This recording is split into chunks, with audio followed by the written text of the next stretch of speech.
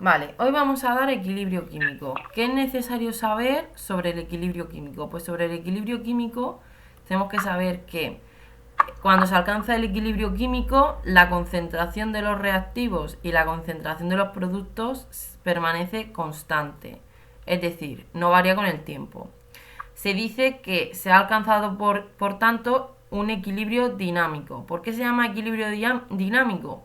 Porque no significa que la reacción se para en el equilibrio, sino que lo que en realidad pasa es que la reacción sigue transcurriendo, pero transcurre en lo que se denomina equilibrio dinámico, en el cual se forman y desaparecen la misma cantidad de reactivos y productos que se forman. Es decir, no es que sale la reacción a alcanzar el equilibrio, aquí no pasa nada más. No, lo que pasa es que se sigue dando se sigue llevando a cabo la reacción, lo único que van produciendo la misma cantidad de reactivos y productos que ya había.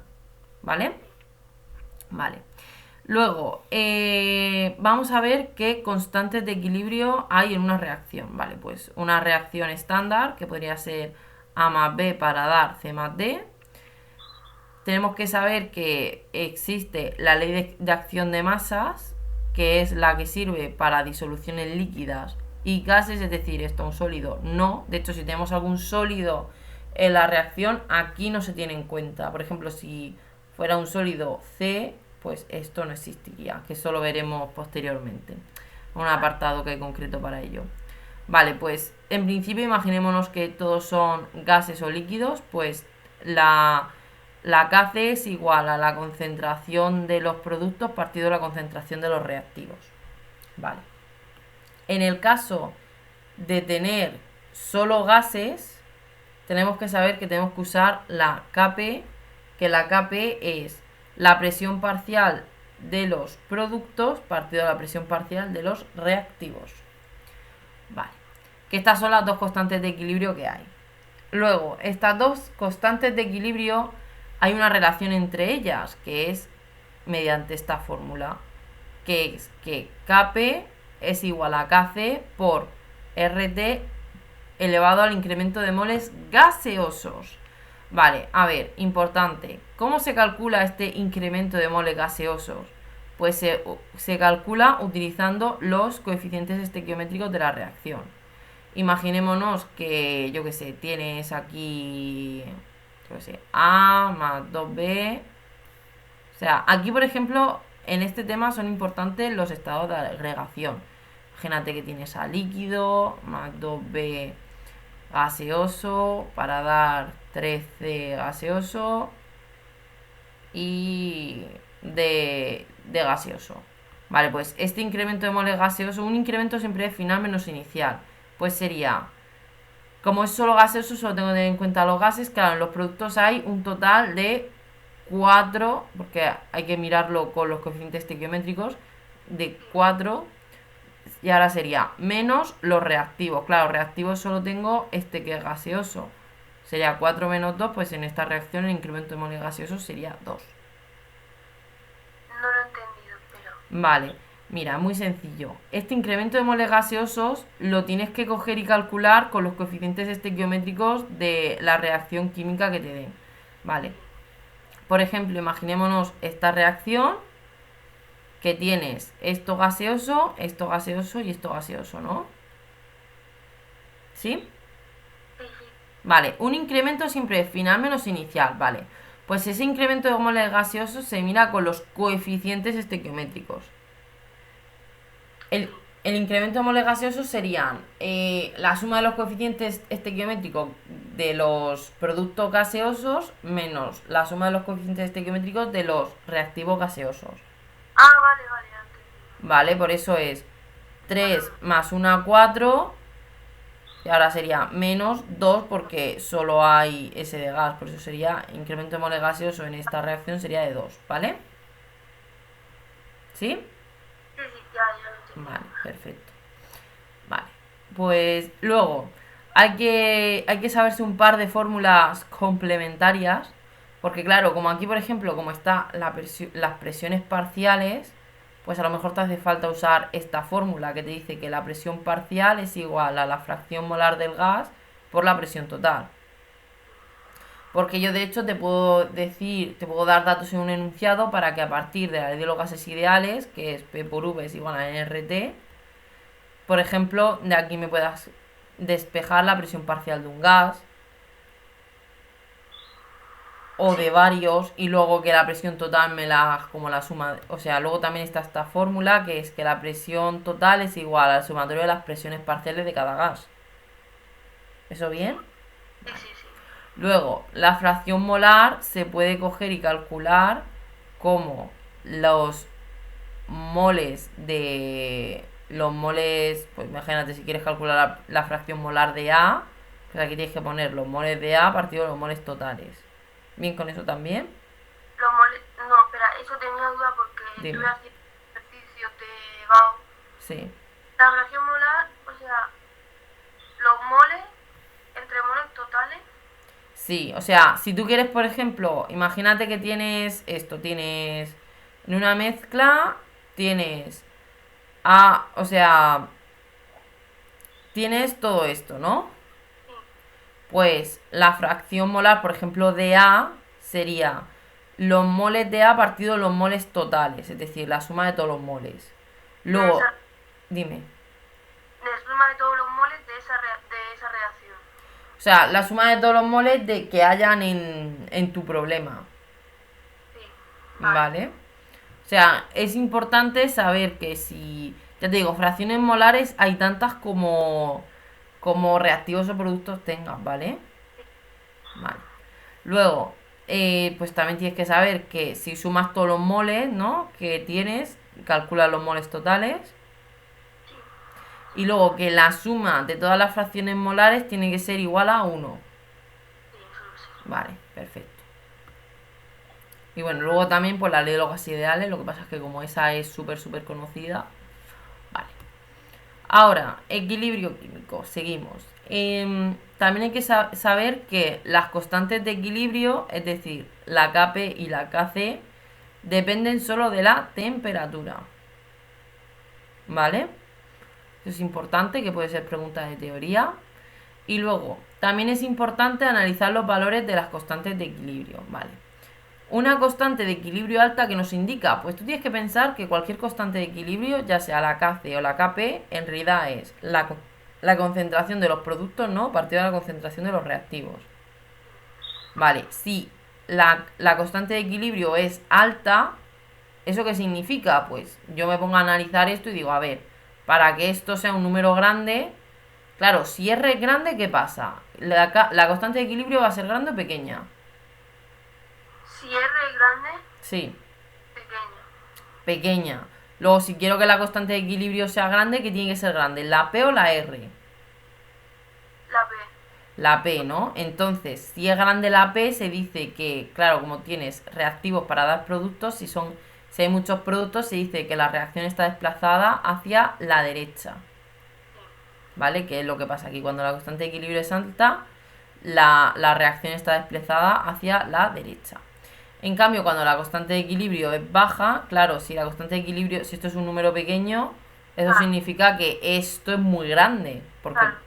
Y entonces se dice que la reacción está desplazada hacia la izquierda. Vale, ¿por qué no se dice que está desplazada a los reactivos o a los productos si se dice derecha o izquierda? Porque en realidad en una reacción de equilibrio, claro, va para un lado y va para el otro. Luego, claro, en la reacción directa podemos decir que estos son los productos y estos son los reactivos. Pero en la reacción inversa, los productos son los reactivos y los... O sea, los productos son los reactivos y los reactivos son los productos. No sé si me entiendes. Sí, sí. ¿Vale? Pero eso se dice de derecha o izquierda para no liar. Vale. Ahora, también vamos a ver el cociente de reacción. Vale. Está tanto el cociente de reacción de la KC, de la KC como de la QP, de la KP, que diga. Vale, si te das cuenta es exactamente la misma fórmula. Lo único que en vez de aquí poner KC, pues pone QC y aquí en vez de poner KP pone QP. Y tú dirás, ¿y cuál es la gracia de esa reacción? O sea, de esa fórmula, pues es la siguiente. Estas fórmulas no se utilizan cuando estamos en el equilibrio, sino que se utilizan para ver en qué sentido va a avanzar la reacción hasta llegar al equilibrio. Un ejemplo sería, imagínate que yo en un ejercicio te digo que la Kc vale, yo que sé, un número, ¿vale? Yo que sé, 8 por 10 a la menos 3, ¿vale? Me lo estoy inventando. Y tú coges y tienes los datos en un determinado momento para calcularme esto. Aquí la gracia es que si yo quiero coger y calcular la Kc, claro, yo tengo que usar las concentraciones en el equilibrio. En cambio, para la Qc o por la Kp es para calcularlo en cualquier momento, ¿vale? Esté o no en el equilibrio. O sea, a ver, la QC es para cuando está en equilibrio. O sea, la K. La K es para cuando está en equilibrio. Y la QC y la P para cualquier momento. Para cualquier momento. Y sirven para ver a ver dónde estamos. Por ejemplo, imagínate que yo te digo que la constante, que la Kc vale esto, esto es cuando está en equilibrio, y tú coges y tienes los datos suficientes para calcularme el cociente de reacción en un determinado momento. Y tú dices, y tú calculas y te sale que la Kc es, pues yo qué sé, pues 8 por 10 a la menos 5. Es decir, que es más pequeña, ¿no? Claro, tú sabes que si cuando esto es la constante de equilibrio, la Kc cuando está en equilibrio y tú ahora tienes esto, tú sabes que no estás en el equilibrio. Y claro, sabes que la reacción tiene que evolucionar hasta llegar aquí, ¿no? Vale, pues entonces tú coges y empiezas a razonar y tienes que decir si la reacción para llegar al equilibrio se tiene que desplazar hacia la derecha o hacia la izquierda. En este caso, claro, ¿qué tiene que pasar? Tiene que pasar que la QC aumente para llegar al equilibrio, ¿no? Sí. Vale, pues si tiene que aumentar para llegar al equilibrio, claro, para que esta división aumente, lo que tiene que aumentar es la concentración de productos, ¿no?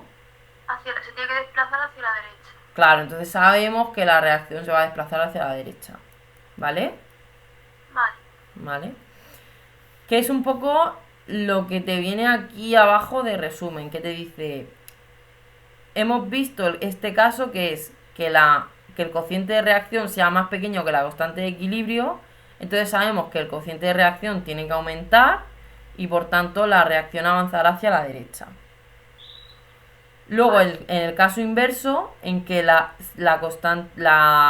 cociente de reacción sea más grande que la constante de equilibrio, sabemos que el cociente de reacción tiene que bajar y por tanto la reacción avanzará hacia la izquierda.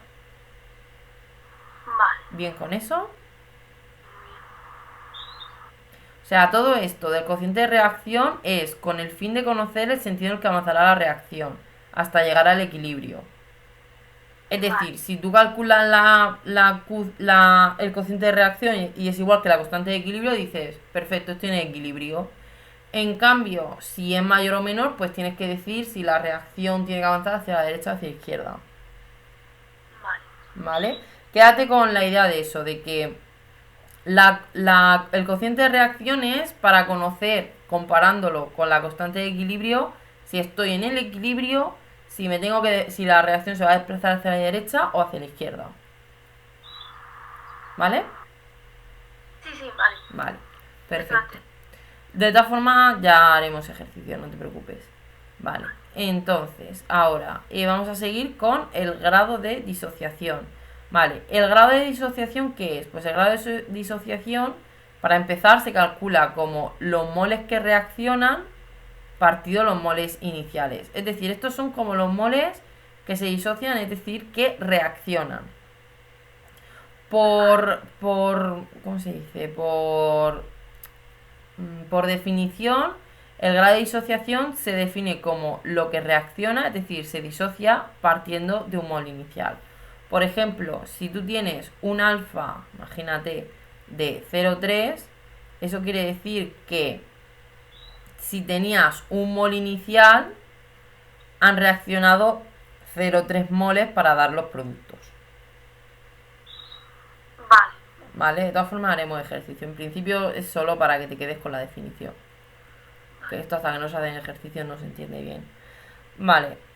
Luego, en cuanto al equilibrio en varias etapas, porque puede pasar que tengas que sumar equilibrios o restar o multiplicar. Bueno, más bien sumar. Vale, si tienes que sumar equilibrios, entonces las constantes de equilibrio las tienes que multiplicar. Sí. Si se multiplican por un número, entonces las constantes de equilibrio se elevan a ese número. Es como lo del tema de operar con potencias. Es como que la constante de equilibrio es como más, lo haces como más grande, ¿no? En plan, más grande, como una operación más grande, ¿no? No sé si me entiendes. Sí. Vale.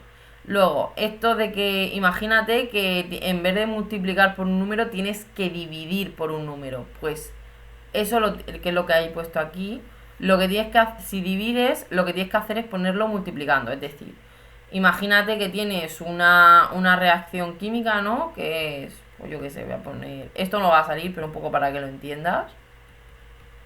Imagínate que tienes esto y tú quieres la reacción de A más B para dar C más D. Es decir, la misma pero entre dos, ¿no? Sí. Pues entonces es lo mismo poner que quieres coger y dividirla entre dos que ponerla por un medio. Ya, sí. Vale, me refiero a eso. Que es una tontería, pero hay que saberse. Vale, porque claro, entonces tendrás que elevar la constante de equilibrio de esa reacción a un medio. ¿Vale? Vale. Entonces, más cosas.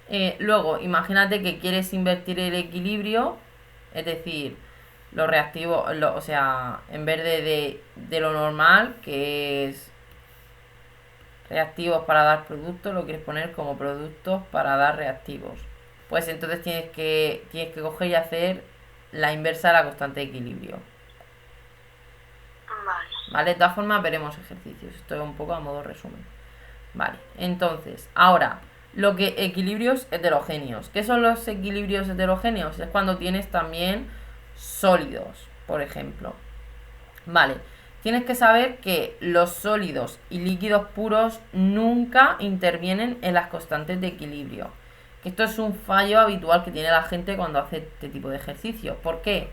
Porque tú, como te he dicho antes, si tienes, imagínate, un reactivo A sólido más B gaseoso para dar C sólido y D gaseoso. Pues estos dos no los tienes que tener en cuenta para calcular ni la KC ni la KP. Sí, vale. ¿Y qué es un líquido puro? Eso te lo tienen que decir, ¿vale? O sea, normalmente eso no suele... O sea, ya te lo... Es como por ejemplo, normalmente si te ponen acuoso, claro, eso quiere decir que no es puro. Sí. ¿Vale? Lo de los líquidos puros, que yo recuerde, no es algo... O sea, normalmente lo que no suele poner son los sólidos. No recuerdo ahora ejercicios con líquidos puros. De todas formas, si sale alguno lo vemos, ¿vale? Vale. Vale. ¿Y lo de los sólidos y tal, eso afectaba en cinética o no? Los sólidos en cinética.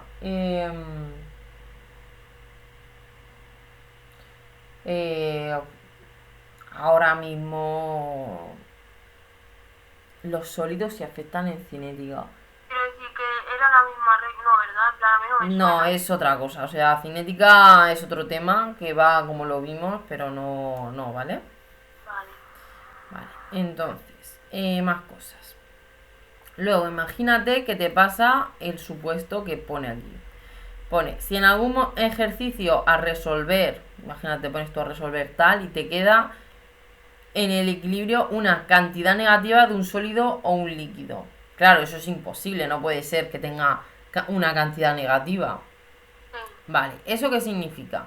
Eso significa que lo que está ocurriendo es que no queda nada de ese sólido o líquido en el equilibrio. Porque quiere decir que para llegar al equilibrio no se tiene que gastar más cantidad de sólido de la que hay. Sí. Claro, eso no es posible, yo no puedo gastar más de lo que tengo.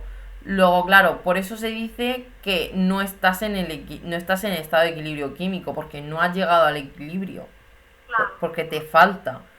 Entonces, como no eres capaz de llegar al equilibrio, dices, bueno, yo sé que voy a llegar lo más cercano posible al equilibrio y por tanto lo más cercano posible al equilibrio es que reaccione toda la cantidad de sólido líquido que tengo.